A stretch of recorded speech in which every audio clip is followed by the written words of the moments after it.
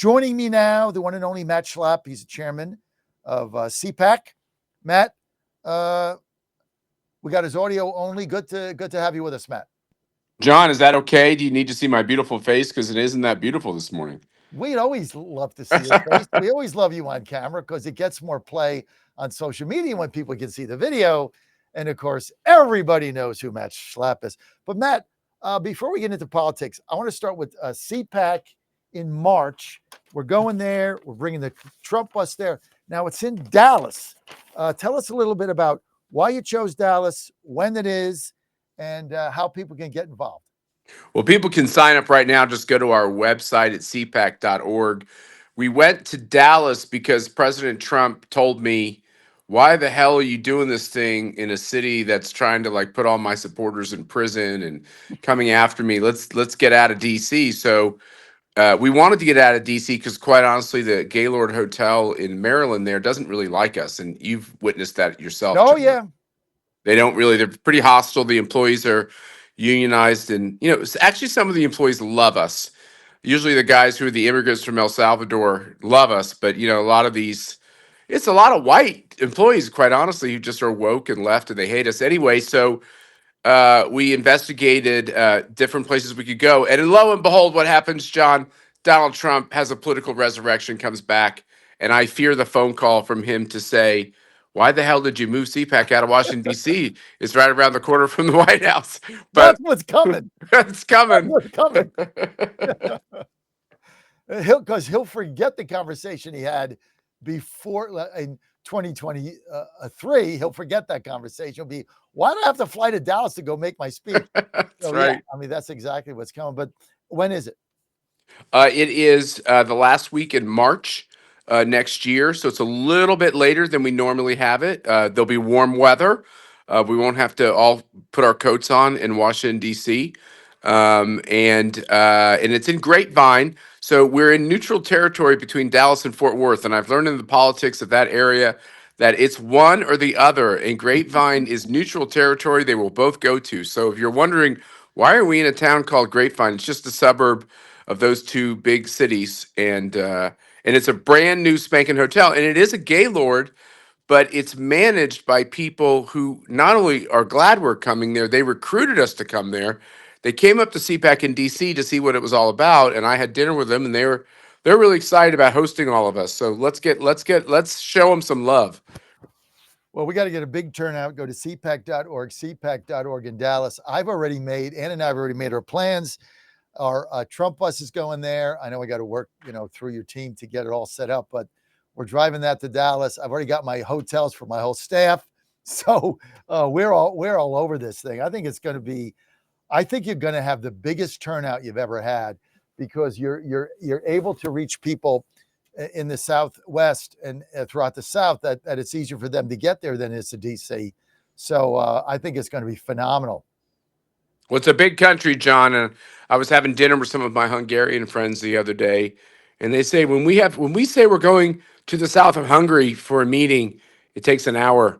And they were all tired because they're like, wow, it took a long time to get to Palm Beach and it takes a long time to get to California. I'm like, yeah, America's a big damn country. There's a reason it's so consequential. But why am I saying that? I'm saying that because, when you have events along the East Coast, it might be convenient for the people who live in Pennsylvania and New Hampshire and the country and Virginia and stuff. But, we got to make sure everybody's involved in this movement, which is why we did a big event in California this year. We spent a ton of time in Nevada. By the way, John, I don't know why I wasn't on the pardon list for Nevada because I kind of threw my career away trying to talk about voter suppression and voter irregularities in Nevada. But maybe I should be happy because maybe it's good to not tell people you had to get a pardon. I don't know. I could argue that square around, but thank God he did that. But the point is that we got patriots all over this country, and we got to make sure that we're engaged with them. And, CPAC is focused all over the world now, 12 countries, 5 continents, but the apple of our eye is America. We are not going to take our eye off the ball. cpac.org, go to cpac.org. You want to get your tickets now? They're up on the site right now. It's at the end of March. We're going to be there. The bus is going to be there. My whole team is coming, and we can't wait. cpac.org. In fact, Ann and I are in LA the I guess the weekend prior to that, at University uh, College of LA, right? UCLA. So we got to fly back from UCLA. So that's going to be fun. It's going to be, this is going to be the greatest event ever. You're probably asking me why we're in UCLA. Our youngest son, Joe, pitches for the Maryland Terrapins in the Big Ten. He's their closer. And so that is a game away that we're not going to miss. We understand that stadium there is gorgeous. So we're going to go out there and then fly. Bus will already be there, and then we'll fly into Dallas. So it's going to be fun. Go to cpac.org, get your tickets now. Matt, we're in a fight in Virginia. We got our ass kicked last week. It's beyond the pale of what anybody thought it would be. Now they're trying to steal, the communists here steal 4 House seats so that we go from, and you're a resident of Virginia, you and your family, Mercedes, go from 6-5 to 10-1. They're going to carve 4 of our congressmen out, Whitman, Kiggins, Klein, and McGuire. And they're going to try to stop it illegally. I think it's all going to fail. The only way we're going to stop this is by defeating the referendum. We already had a referendum on this in 2020. It passed 70-30. It passed over 2-1. Now the communists in Virginia are going to try to do it again and carve these out. The only way we're going to be able to defeat this, Matt, is by defeating this referendum. How can you help us do that? Let me tell you, I'm willing to invest a lot of time and treasure in beating this back. We started off this session with a a majority of less than 5, so these are historically slim majorities for the Republicans. And what does that mean? It means that Johnson can't afford to lose but a couple of people every time an important issue comes up. And President Trump has been a full-time lobbyist, because like every time something comes up in the House, he's got to call these guys and pound the hell out of them so that they can understand, like, you don't get a perfect victory, but you got to be able to take your victory. And they passed this vehicle last night, which isn't perfect, but it's certainly, we won the government shutdown for the first time since Reagan was president.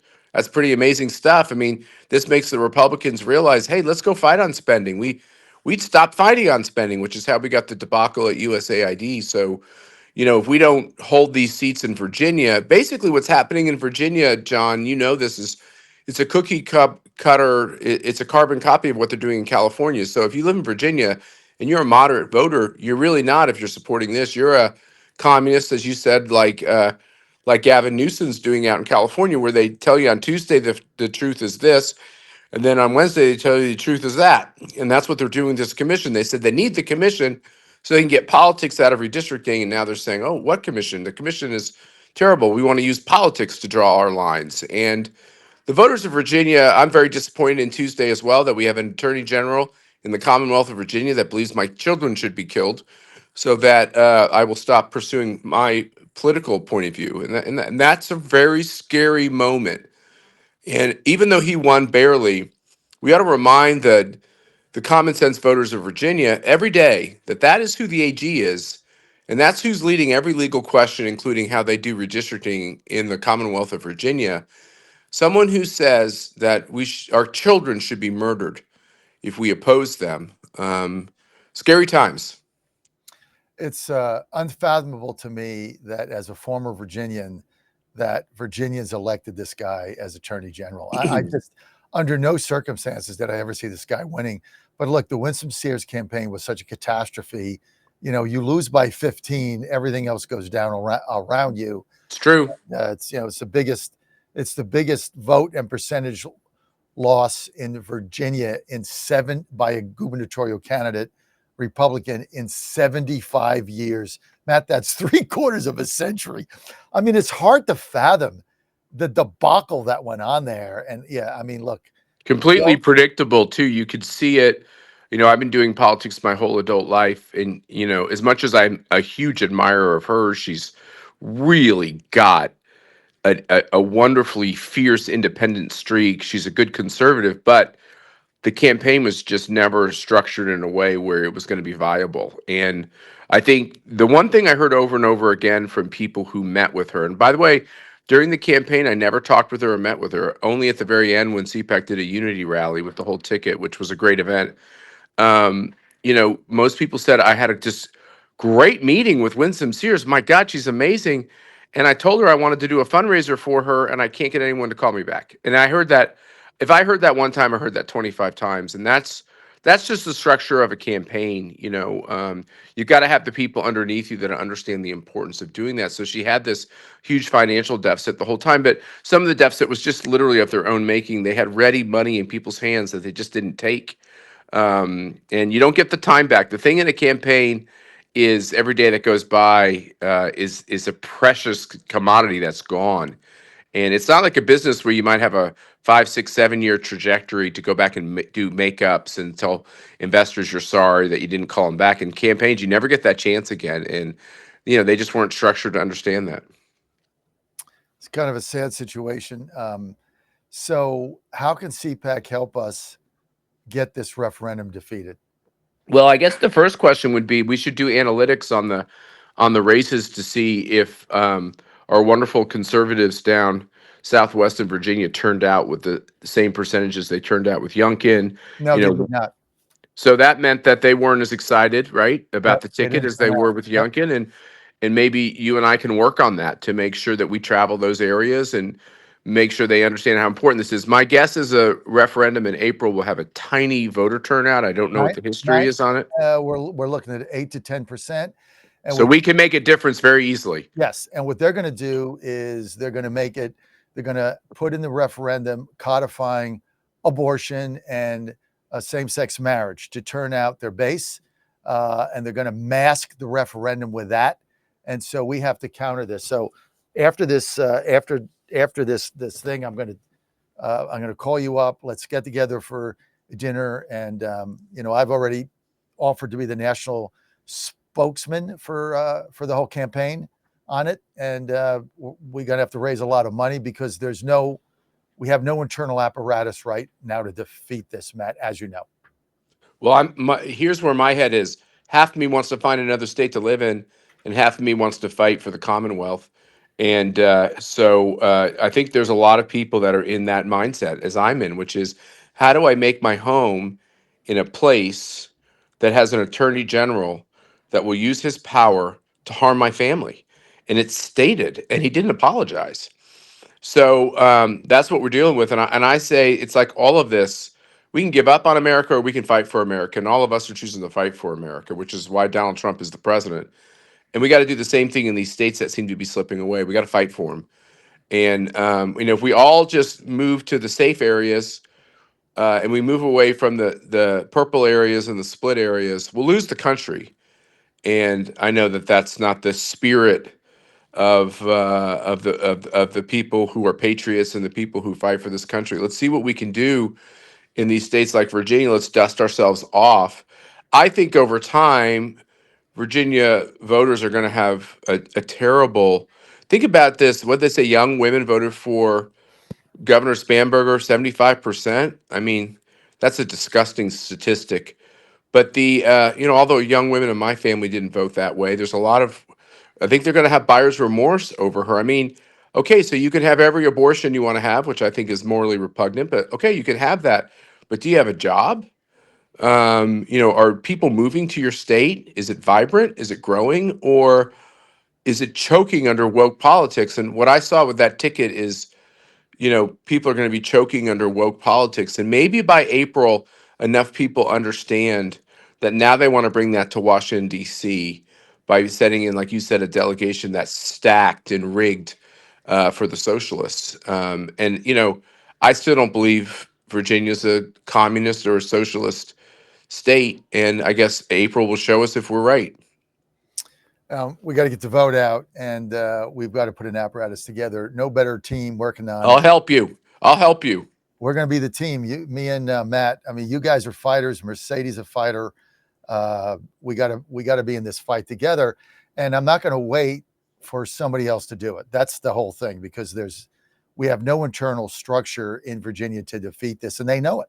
And that's why they're looking at this. If this gets on the ballot and it's not defeated legally, which I don't put any stock in, they're looking at this as a slam dunk because, basically they're looking at us like the Maginot Line. I mean, they're just going to go right over it and steamroll into Paris. So we've got to be able to put up a fight, and there's no two better people to do that than the two people right now on this call, me and you. Definitely. Yeah, and I thought you meant Mercedes. She's literally in the other room. She's listening. So she's like, when I hang up with you, John, she's gonna be like, okay, what are we gonna do? So like, she'll be on the squad with us. We'll get her involved. Let's prioritize getting together. I live in Washington D.C. I'm 20 minutes away. Let's get together for dinner. Let's plan this out. I know we're working on a C4 right now. We've got the governor involved. We've got our 5 congressmen involved, and we need to get this thing up quickly and start putting an infrastructure together. And I think together we'll be able to do that. And having Mercedes with us is a big deal. It's going to be huge, as they say. So Well, it's all this is very sobering, but remember, there was no guarantee that Trump was going to win in 2024. It looked sometimes kind of dire, and other times it looked like we could get it done. He got it done. That's how all these battles are going to be. And by the way, the media and everyone else will try to demoralize you into thinking there's no way that you got to give up. And that's right when you got to double down. Now, look, we could lose Virginia forever, or at least for a generation. But let's not lose Virginia because we gave it to them. Let's lose because we gave it all we had. And then when you do that, your son knows this is a relief pitcher. It's amazing how many times you win. It's amazing how many times you win when you say, look, I'm going to demonstrate to the other side that I've got just as much fight in me as they have. Maybe we won't have as much money, but we have just as much fight. They got to buy their supporters. We just got to, our supporters want to save the country. They want to save the state. They just got to be convinced that it's not rigged, that it's not, they're not being lied to, that they're not being manipulated. And I think, we got to spend a lot of time in these towns telling them that. And look, these towns want Trump to succeed. He won't succeed if he's impeached starting a year from now, and that's what's going to happen. if we lose the House, he's impeached on the day number 3, and he'll never get anything done, and his legacy will just get stopped. I mean, it's just going to be every single day they'll be fighting him on everything, and all the great progress. Because I think right now he's the greatest president ever, ever. And so, we need him to finish his term, and we need him to have this majority. But if you lose these 4 seats in Virginia, the math, Matt, becomes very troubling, Matt. I was just thinking, if Trump loses the House and then gets impeached, all of us are going to be going to the White House asking for a prophylactic pardon, because what will these people do when they get power back? They will go after all of us. All of Lawfare us, is their everybody. best. That is their best weapon, and they'll have, back to the baseball analogy. They'll win each and every time in New York City and in Washington D.C. There's no way John Fredericks is going to win with a judge or a jury in Washington D.C. or New York City, and that's where they'll take all of us. And that's the step before just putting us in prison camps. It's the same thing. I had a friend of mine who died the other day, who has gone through 20 years of this lawfare. It rips your soul out. It makes you sick. It gives you cancer. It makes your children depressed. It bankrupts you. It's like, and that's what they want to do to us. And so we better understand the consequences and the tools they use. They lie to you. They use propaganda. They use violence in our cities. And then they use the courts, and they use what seems like legitimate power to destroy you. And the only reason why that hasn't come to our doorstep is because Donald Trump won. And the only way we're going to really beat them back is if he gets 4 years. And losing the House means he essentially has a 2-year term. Bingo. That's it. We got to fight. Matt Schlapp, want to thank you for being with us. I'm going to text you right after this, get a date for dinner. My love to Mercedes. Why do you feel like you have to give me food to get me to work? I tell you, I can work without food. I promise. I can't. I'm bigger than you, Matt. I got to eat, man. I need the fuel. I understand. I'm no stranger to the adult utensil. Let me put it to you that. Okay, it's a deal. Matt, thanks for being with us. Hey, any way that I can get a dinner with my friends, I'm going to do it, especially here in DC. All right, Matt, you're going to have to come though. Thank you for being with us, Matt Schlapp. Hey, cpac.org. Go to cpac.org. Get your tickets now. Grover Norquist next. Patrick Mara coming up. Chairman, DC, GOP, live in studio. Plus your calls, 888-480. John, guess who just popped in? Waddy is here. The Wadster gracing me with his presence. Probably saying, why don't you put your Gen 40 heater on, dude? It's a little chilly in here. I forgot to put it on. It's getting cold. I'm going to put it on. It's going to be El Toasterino. The Wadster in the house. Stay with us.